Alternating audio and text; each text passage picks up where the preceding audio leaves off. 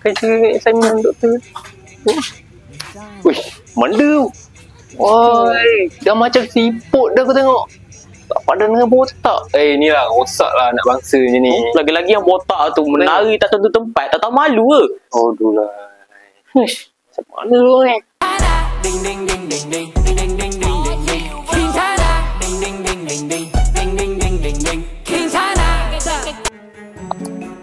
哎呦，快点倒是嘛！做偶像做idol，哎呦，不羞耻啊！ Kau cakap apa? Tak faham lah kamu bayi. Benda dulu yang joget-joget tu, macam monyet tu. Tu muka dia macam monyet yang tu lah. Alah, monyet mana lah lepas ni. Dia duduk. Salah kalau tak.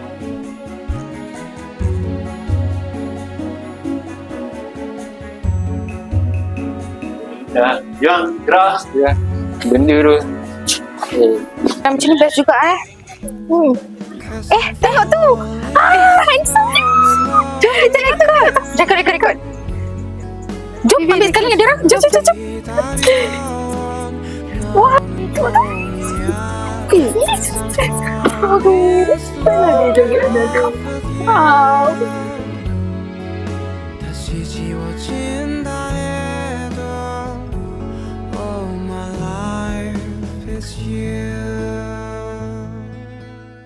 Hi guys, welcome back to our live. Dah lama tak jumpa korang. Hari ni kami nak share tentang pengalaman kami di Korea. Kita orang pergi Korea tu kan semua benda best. Semua best sangat. Wah, mesti banyak pengalaman orang kat Korea. Aku pun nak cuba jugalah makanan dekat Korea nanti. Tapi yang paling best, yang paling special kat situ, cara diorang jaga kebersihan and then cara diorang jaga adab diorang. Betul-betul kalau kami dapat peluang sekali lagi nak ke sana, confirm kami nak pergi. Sebab boleh jumpa Oppa lagi. Oppa! Yes! Wah, mesti syok orang dari Korea. Aku nak ke Korea lah. Tak ada soalan je lah.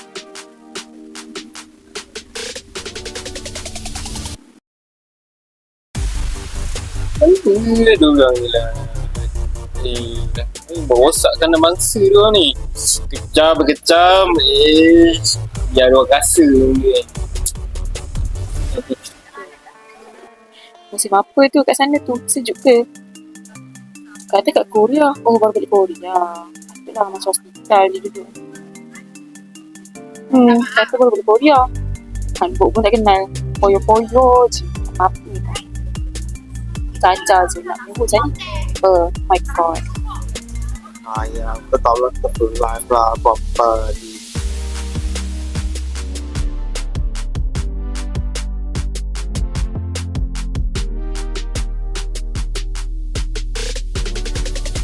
Senang komen-komen macam ni. Kenapa nak kena kecap? Panipuri satu. Dia tarik ikat tepi. Makan kimchi. Makan kimchi apa? Kulit panipuri. Rasa betul. Tak kenal lah susu ni. Tak pandai live tak perlu buat live tu. Kenapa nak kena kecap? Kita orang share pendapat je guys. Bye-bye. Bye lah, tak nak kawan.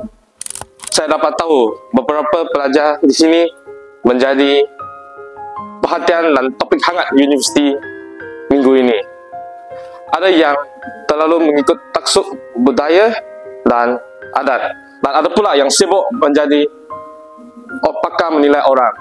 Berkongsi minat tidak bersalah. Tapi apabila kita terlalu mengejar dan pamerkan views, likes dan followers, itu menjadi salah. Dan memberi komen tidak salah, itu hak kita.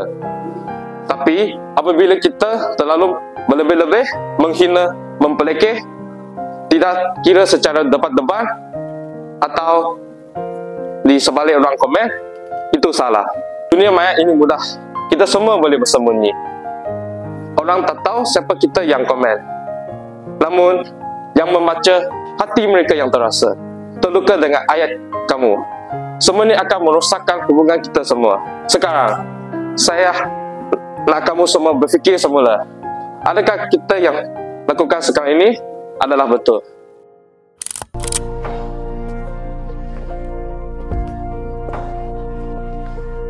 Doktor. Ya, Yusri. Doktor, kita orang sebenarnya ada benda nak cakap sebenarnya doktor. Sebabkan kita orang ada buat salah dengan classmate kita orang. Waktu tu diorang tengah buat TikTok. Lepas tu kita orang kecam dia teruk-teruk. Lepas tu kita orang takut ada apa-apa lah doktor. Macam mana doktor? Kami cuma nak cakap tentang pendapat kami je, tapi tersangka menyakitkan hati mereka. Tapi salah pun.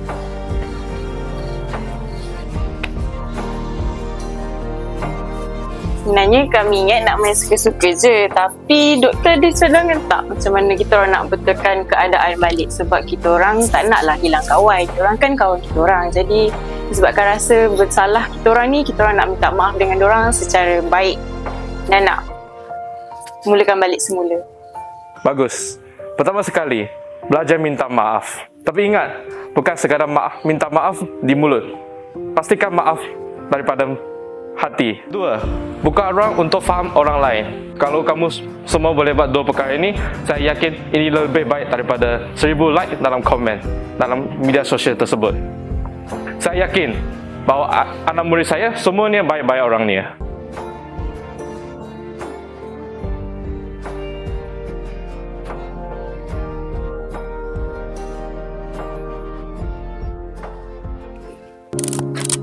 Weh, kita nak minta maaf terus Diorang tak ada Lalu juga. Jom lah. Zam. Nak pergi ni? Kelas ni. Diorang ada benda sikit nak cakap. Korang nak masa? Ya, ni boleh ya. Kelas 1 jam ni. Kita orang nak minta maaf. Ada ni juga. Hai.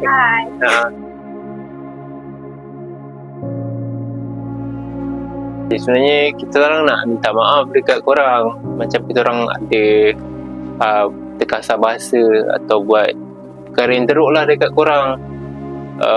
Sebabkan kita orang pun dengar daripada perkataan doktor pun, benda tu pun sikit sebanyak kasih input kat kita orang. Maknanya kita orang nak minta maaf lah secara berdepan. Sebenarnya saya sudah tengok video itu, boleh je tak ada apa-apa pun minta maaf.